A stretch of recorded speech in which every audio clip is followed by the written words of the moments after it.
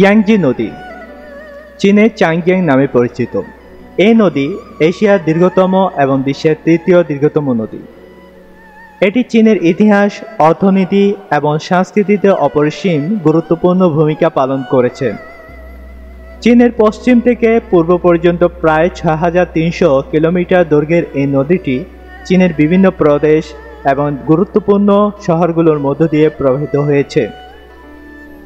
Yangtze নদীর উৎস চীনের কিংহাই তিব্বত মালভূমিতে কাংগুলা পর্বতমালার কাছে অবস্থিত। এই অঞ্চলে প্রায় ৫,০৪২ মিটার উচ্চতায় গ্লেসিয়ারগুলো থেকে নদীর উৎপত্তি হয়। প্রাথমিকভাবে ইয়াংজি নদী একটি ক্ষুদ্র স্রোত হিসেবে শুরু হয়, যা পরবর্তীতে বৃহত্তর নদীতে রূপান্তরিত হয়।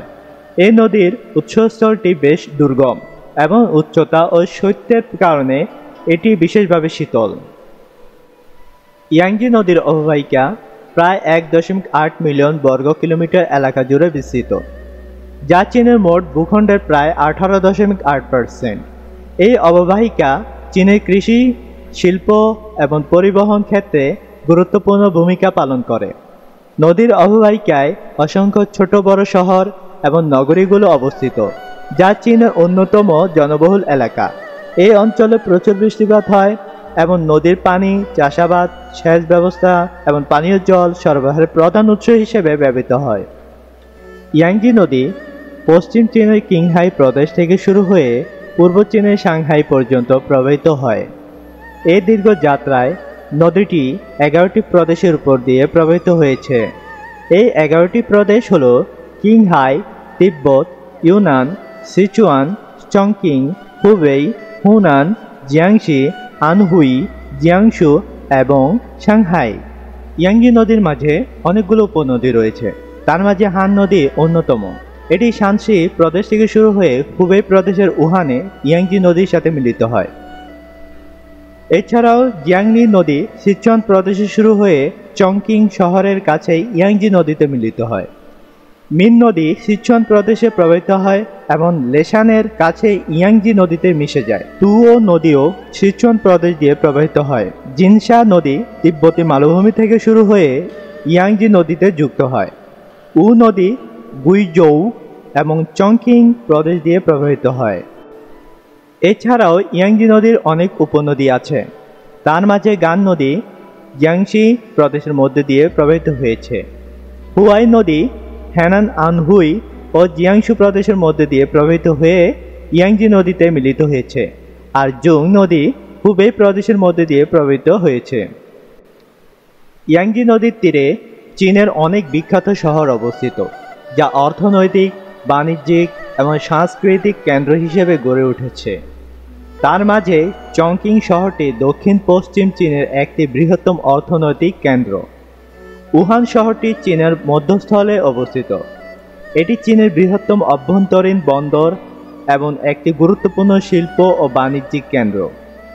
নানজিং চীনের প্রাচীন রাজধানী শহরগুলোর মধ্যে একটি।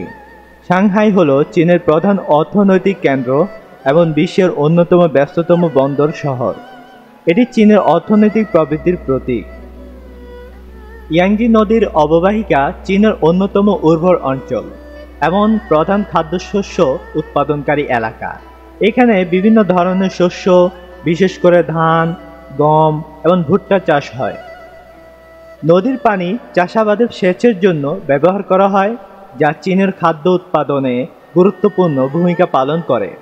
এছাড়াও এই অঞ্চলে চা, তুলা এবং তামাকের মতো অন্যান্য কৃষি পণ্যও উৎপাদিত হয়। ইয়াংজি নদী চীনের অন্যতম প্রধান পর্যটন আকর্ষণ।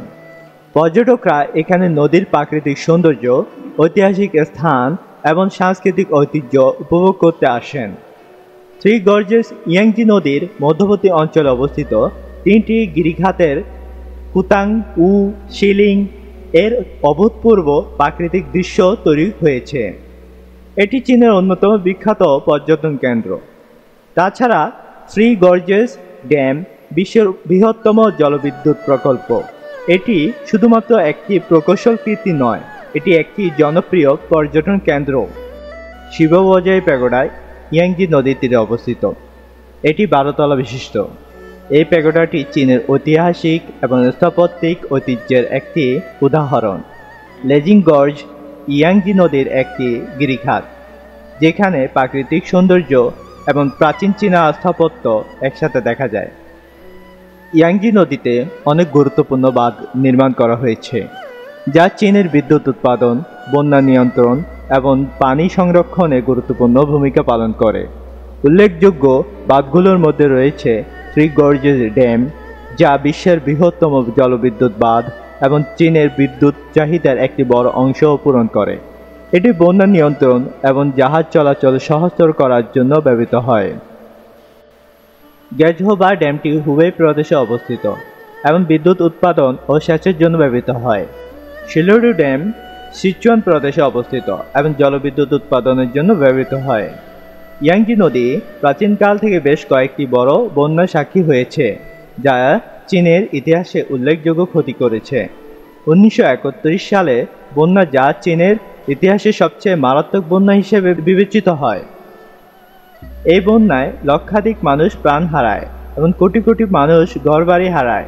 1954 সালে বন্যায় হুবেই প্রদেশের ব্যাপক ক্ষতি হয়।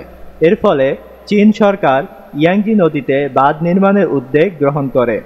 1998 সালের বন্যাটি চীনের অর্থনীতিতে বড় ধরনের প্রভাব ফেলে এবং লক্ষাধিক মানুষকে বাস্তুচ্যুত করে।